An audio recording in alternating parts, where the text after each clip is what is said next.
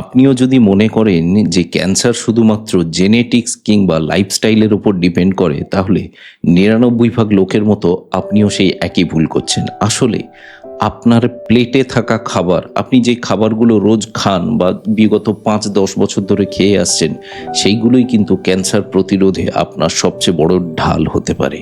কিভাবে? চলুন আজকে জানার চেষ্টা করি। নমস্কার, আমি ডক্টর স্বদেশ।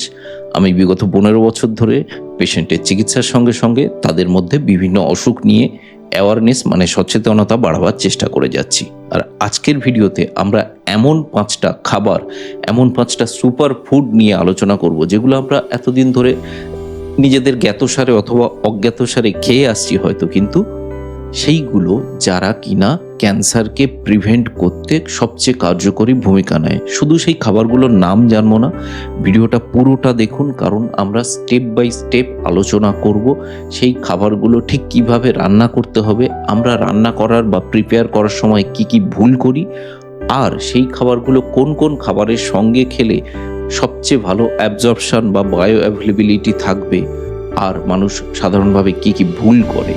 আর সবচেয়ে বড় কথা, শেষ দুটো খাবার আমি নিশ্চিত আপনারা প্রত্যেকেই নিয়মিত খান, কিন্তু ভুলভাবে খান, যার ফলে ক্যান্সার প্রতিরোধে এইটার সঠিক উপকারিতাগুলো আপনারা পাচ্ছেন না এতদিনে।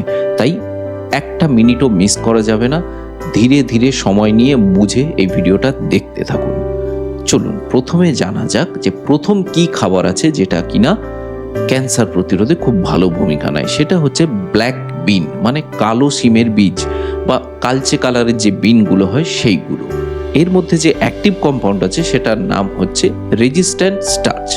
কিরকম চলুন বোঝার চেষ্টা করি। নর্মাল স্টার্চ যেটা কিনা সুগারের কম্পাউন্ড, এটা ভেঙে গিয়ে আমাদের নাড়ির মধ্যে সুগার তৈরি করে এবং সেটা অ্যাবজর্পশন হয়ে যায়, তারপর সেটা সুগার মেটাবলিজম হয়। কিন্তু রেজিস্ট্যান্ট স্টার্চের একটা বিশেষত্ব হচ্ছে, রেজিস্ট্যান্ট স্টার্চ আমাদের পুরো ইন্টেস্টিন, যেটা প্রায় ২০ ফুট চওড়া, পুরোটা জুড়ে ওটা আনঅ্যাবজর্বড অবস্থাতে প্রায় কোলনে গিয়ে পৌঁছয়। এইবার কোলনে আমাদের বেশ কিছু ব্যাকটেরিয়া থাকে, আমরা সবাই জানি, ভালো ব্যাকটেরিয়া খারাপ ব্যাকটেরিয়া। এই কোলোনিক ব্যাকটেরিয়াগুলোর জন্য এই রেজিস্ট্যান্ট স্টার্চ হচ্ছে খাবারের মতো। এই খাবারগুলো খেয়ে এই কোলোনিক ব্যাকটেরিয়াগুলো তৈরি করে বিউটাইরেট নামে একটা কম্পাউন্ড। এবারে এই বিউটাইরেটের কাজ কি? কোলনে যে প্রি ক্যান্সারাস লিশন আছে, মানে প্রাক ক্যান্সারাস লিশন, মানে যেটা এখনো ক্যান্সার হয়নি কিন্তু সেই সেই ক্ষতগুলো বা সেই জাতীয় গ্রোথগুলো পরে ক্যান্সারে দাঁড়াতে পারে, এই জাতীয় লিশনগুলোকে বিউটাইরেট গিয়ে একটা সিগন্যাল দেয় যে এগুলোকে মেরে ফেলতে হবে। মানে আমাদের শরীরের মধ্যে অটোমেটিক্যালি একটা ক্লিনিং সিস্টেম আছে, যেটা কিনা এই বিউটারেট যেটাকে অ্যাক্টিভেট করে এবং এই ব্ল্যাক বিন এই বিউটারেট তৈরি করতে সাহায্য করে। তো মানুষ ভুল কি করে? মানুষ বেশিরভাগ ক্ষেত্রে ক্যানজাত ক্যান্ড বিন এইটা খায়। এতে কি হয় না, বিনের যে পুষ্টিগুণ সেটা ৭০ থেকে ৮০% কমে যায়। এই প্রসঙ্গে ইউনিভার্সিটি অফ কলোরাডোর ক্যান্সার গবেষণা জানাচ্ছে যে নিয়মিত যারা ব্ল্যাক বিন খান তাদের কোলন ক্যান্সারের সম্ভাবনা প্রায় ৭৫% কমে যেতে পারে। ভাবতে পারছেন, একটা খাবার কোলন ক্যান্সারের সম্ভাবনা ৭৫% কমিয়ে দিতে পারে। এই প্রসঙ্গে আমি একজন রোগিণীর কথা উল্লেখ করতে চাই। আমার একজন ক্যান্সার বিশেষজ্ঞ বন্ধুর কাছ থেকে এই রোগিণীর গল্পটা আমি জেনেছিলাম। সঙ্গত কারণে আমি রোগিণীর নাম এখানে বলতে পারবো না, একটা প্রফেশনাল এথিক্স আছে।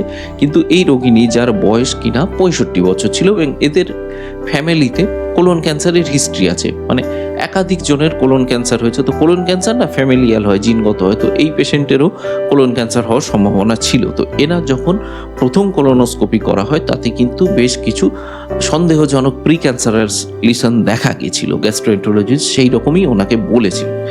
তারপরে ইনি এই ব্ল্যাক বিন জাতীয় খাবার দীর্ঘদিন খেয়ে, বা আরও যে যে খাবারগুলোর প্রসঙ্গে আমি আসবো সেইগুলো খাওয়ার ফলে ইনি মাস ৬ পরে যখন রিপিট কোলোনোস্কোপি করলেন, তখন কিন্তু প্রায় ম্যাজিক বললেও ভুল হবে, মিরাকল ঘটলো। সেই প্রি ক্যান্সারাস লিশনগুলো প্রায় আর নেই, কোনো সন্দেহজনক লিশন আর দেখা যাচ্ছে না। ভাবতে পারছেন খাবার কিভাবে ক্যান্সারের বিরুদ্ধে প্রতিরোধ গড়ে তোলে? এগুলো কিন্তু জানা দরকার। এরপরে আমরা আসবো, এরপরের খাবার হলো যেটাকে আমরা সুপার ফুড বলবো, সেটা হচ্ছে আখরোট বা ওয়ালনাট। ওয়ালনাটের মধ্যে বা আখরোটের মধ্যে যে অ্যাক্টিভ কম্পাউন্ডটা থাকে সেটার নাম হচ্ছে ইলাজিক অ্যাসিড। এইবারে ইলাজিক অ্যাসিড কিভাবে কাজ করে এইটা বুঝতে গেলে ক্যান্সার সেল কিভাবে কাজ করে এইটা আমাদের জানতে হবে। কিরকম, চলুন জানা যাক। ক্যান্সার সেল মানে শরীরের একটা অংশে কিছু অনিয়ন্ত্রিত কোষ বিভাজন হতে শুরু করে। এটা অনিয়ন্ত্রিত মানে বডির কোনো কন্ট্রোল থাকে না। এবার ধরুন কোষ বিভাজন হচ্ছে, আবার বিভাজন হচ্ছে, আবার বিভাজন হচ্ছে, এবং সেটা গোটা শরীরে ছড়িয়ে পড়বে একটা সময়। এটা হচ্ছে ক্যান্সারের মেইন প্যাথোলজি। এবার এই কোষটাকে পুষ্টি পেতে হলে তো একটা নতুন নতুন টিউমার তৈরি হচ্ছে, কোষ তৈরি হচ্ছে, তার জন্য রক্তের সাপ্লাই দরকার, যে রক্তের মাধ্যমে এটা পুষ্টি পাবে। তো এই যে নতুন নতুন রক্তজালক তৈরি হচ্ছে এই ক্যান্সার সেলগুলোকে পুষ্টি দেওয়ার জন্য, এইটাকে আমাদের ডাক্তারি ভাষায় আমরা বলি অ্যাঞ্জিওজেনেসিস, মানে নতুন করে রক্তজালক তৈরি হওয়া, রক্তনালী তৈরি হওয়া। ইলাজিক অ্যাসিড ঠিক এই জায়গাটাতে কাজ করে। কি করে, অ্যাঞ্জিওজেনেসিসটাকে আটকে দেয়, মানে নতুন করে রক্তজালক আর তৈরি হবে না, রক্তনালী আর তৈরি হবে না। তার ফলে কি হবে, তার ফলে এই ক্যান্সার সেলগুলো, এই নতুন ক্যান্সার টিউমারগুলো পুষ্টির অভাবে মারা পড়বে। ঠিক এইভাবেই কাজ করে ইলাজিক অ্যাসিড এবং আখরোট। তো মানুষ ভুল কি করে, মানুষ ভুল করে কিনা আখরোটকে মানুষ ভেজে খায়। এইটা কিন্তু করলে চলবে না, ভাজলেই এর পুষ্টিগুণ অনেকটাই নষ্ট হয়ে যায়। কি করা উচিত, কাঁচা আখরোট পারলে এটাকে ভিজিয়ে রেখে খেলে এর বায়ো অ্যাভেলেবিলিটি প্রায় 30% অবধি বাড়তে পারে। এই প্রসঙ্গে মার্শাল ইউনিভার্সিটি আর ইউসি ডেভিসের যৌথ গবেষণা জানাচ্ছে যে নিয়মিত যারা আখরোট খান তাদের ব্রেস্ট বা প্রোস্টেট ক্যান্সারের মেটাস্টেসিস মানে ছড়িয়ে পড়াটা প্রায় 58% কমে যায়। আপনি ভাবতে পাচ্ছেন 58%, এটা কোনো ভুল না, এটা গবেষণা লব্ধ তথ্য। 58% চান্স কমে যেতে পারে শুধুমাত্র একটা খাবার ঠিকভাবে খেলে। চলুন আরেকটু সহজভাবে একটা উদাহরণের সাহায্যে বুঝি। আমাদের শরীরের মধ্যে যে কন্টিনিউয়াস ইনফ্লেমেশন হচ্ছে, এটা যদি আমরা সহজভাবে বুঝি যে আমাদের শরীরের মধ্যে একটা সব সময় কম মাত্রায় আগুন জ্বলছে, এই ইনফ্লেমেশনটাকে আগুন বলতে পারেন। তো এই আখরোটের মধ্যে যে ইলাজিক অ্যাসিড থাকে, এটা অগ্নি নির্বাপক যন্ত্র হিসাবে কাজ করে। এরা এই ইনফ্লেমেশনটাকে কমিয়ে দেওয়া। আর ক্রনিক ইনফ্লেমেশন মানেই হচ্ছে ক্যান্সারের স্বর্গরাজ্য।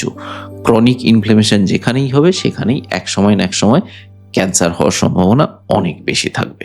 পরে সুপারফুড হচ্ছে মিষ্টি কুমড়োর বীজ।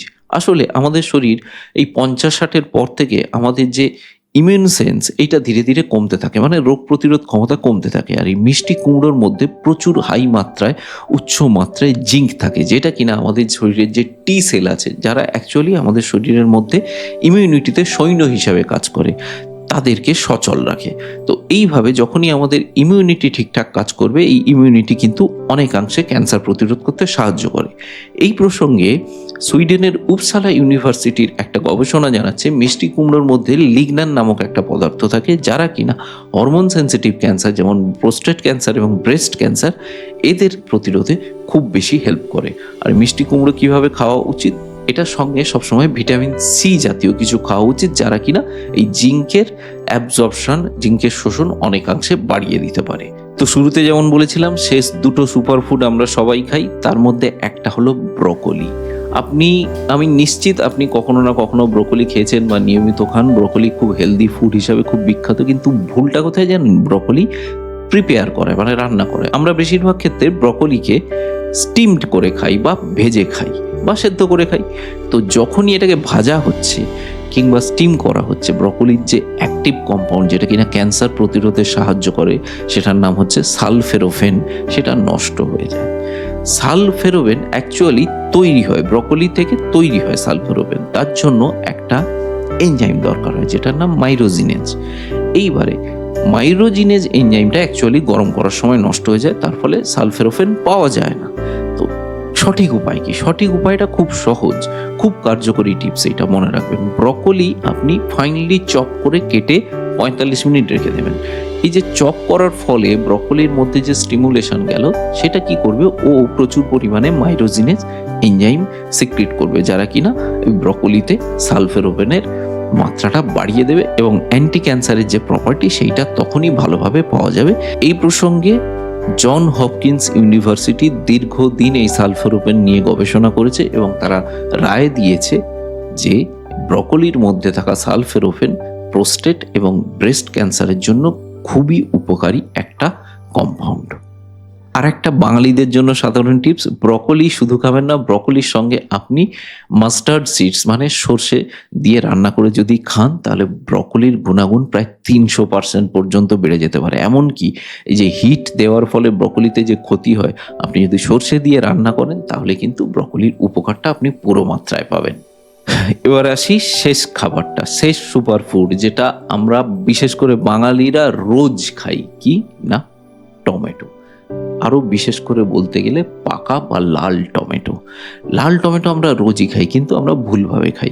আমাদের অনেকের ধারণা আছে টমেটো যদি আমরা স্যালাডের মাধ্যমে কাঁচা অবস্থায় খাই তাহলে এতে উপকার অনেক বেশি।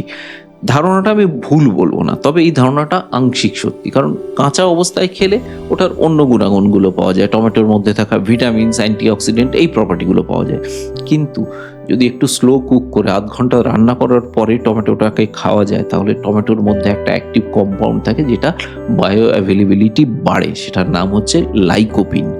লাইকোপিন কিন্তু ক্যান্সার প্রতিরোধে দীর্ঘদিন ধরে প্রমাণিত একটা কম্পাউন্ড, যেটা কিনা ক্যান্সারকে আটকাতে পারে। আর এই লাইকোপিন টমেটো রান্না করলে তবেই পাওয়া যায়। প্রায় 2,60,000 মানুষের ওপর গবেষণা করে দেখা গেছে এই লাইকোপিন প্রোস্টেট ক্যান্সার প্রতিরোধে খুব ভালো কাজ করে। কিন্তু মানুষ ভুলটা কি করে এইখানে, এক তো কাঁচা খেয়ে নেয়, 2 নম্বর লাইকোপিন অ্যাবজর্পশনের জন্য একটু হেলদি ফ্যাট দরকার হয়। কাজেই আপনি লাইকোপিনের সঙ্গে মানে এই টমেটোর সঙ্গে যদি একটু অলিভ অয়েল মিশিয়ে খান তাহলে এটার অ্যাবজর্পশন অনেক অনেক বেড়ে যেতে পারে, সেক্ষেত্রে আপনি উপকারটা অনেক বেশি মাত্রায় পাবেন। দেখুন, সবশেষে যেটা বলার সেটা হচ্ছে ক্যান্সার প্রতিরোধ কিন্তু কোনো মিরাকেল না। সঠিক সচেতনতা, আর্লি ডায়াগনোসিস, মানে ক্যান্সার হওয়ার আগে ভাগে বা একদম প্রাথমিক অবস্থায় ধরাটা যেমন গুরুত্বপূর্ণ, চিকিৎসা যেমন গুরুত্বপূর্ণ, সার্জারি, কেমোথেরাপি, তেমনি আপনার এই প্রতিদিনের ছোট ছোট অভ্যেস, আপনার খাদ্যাভ্যাস, আপনার খাবারের প্লেটে কোন খাবারটা রাখবেন, কোন খাবারটা কিভাবে প্রিপেয়ার, সেটাও কিন্তু ক্যান্সার আটকাতে প্রচণ্ড ভালো একটা ভূমিকা নেয়। আপনার বয়স যদি 40 হয়, 50 হয়, কিংবা আপনার বাড়িতে যদি এরকম বয়স্ক যদি কোনো বাবা, মা, দাদু, ঠাকুমা কেউ যদি থাকেন, তাদের খাবার দাবারের ব্যাপারে আজই যত্ন নিতে শুরু করুন। আজই এই টিপসগুলো ফলো করুন, দেখবেন আপনি ক্যান্সার আটকে ফেলতে পারবেন। আর এই ভিডিওটা যদি আপনার ভালো লাগে, আপনার যদি মনে হয় এর মধ্যে থেকে আপনি ভ্যালুয়েবল কিছু ইনফরমেশন পেলেন, প্লিজ সাবস্ক্রাইব করে দেবেন। সাবস্ক্রিপশনটা আপনার জন্য ফ্রি, কিন্তু আমার জন্য এটা প্রচণ্ড মূল্যবান একটা জিনিস। আপনার একটা সাবস্ক্রিপশন আমাকে নতুন নতুন ভিডিও বানাতে উদ্বুদ্ধ করবে, আরও 10টা মানুষ উপকার পাবে, আরও বেশি বেশি মানুষের কাছে এই ভিডিওটা যাবে। ধন্যবাদ। আমি ডক্টর স্বদেশ আজকের মতো বিদায় নিচ্ছি। দেখা হবে নতুন ভিডিওতে, আবার এরকম নতুন কোনো বিষয় নিয়ে আমরা সহজভাবে বুঝে নেব।